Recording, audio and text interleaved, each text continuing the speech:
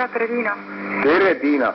Vot, mul on nüüd selline asi, et ma helistasin Eesti mobiiltelefoni peadirektorile just natukene aega tagasi. Ja minu aadress on Lai tänav 34, korter 5. Ma kunagi kirjutasin avalduse, mida ma Äripäevas lugesin, et te panete kiiresti ja hästi organiseeritult, panete, vähemalt oma naabritele telefoni kähku sisse. On ju niimoodi? Nii, kuulake nüüd edasi. Ja kuulen.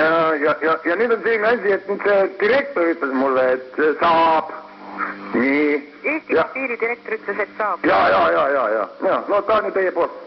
Nii, ja vot nüüd on nüüd selline asi, et ühesõnaga ootan siin käed peost, taon pihku kogu aeg. Hommikust õhtuni joon viina ja vaatan teile otsa. Ja ühesõnaga ootaks hea meelega, et keegi tuleks ja paneks mulle selle telefoni. Ma olen ka Estonia huku ohver. Saite aru must, jah? Aadress on Lai tänav 34, korter 5. Ei ole vaja tähitud postiga saata, vaid lihtsalt tulla üle tänava. See, kuhu te olete siin kõik kurat läbi kaevanud. Kõik läbi kaevanud. Kõik kanalisatsioon, kõik on putsis siin. Sita pead. Ja te ütlete, et ei saa siia telefoni sisse panna. Munnikari! Vaadake seda voodi otsa! Vaadake igale poole ringi! Munni!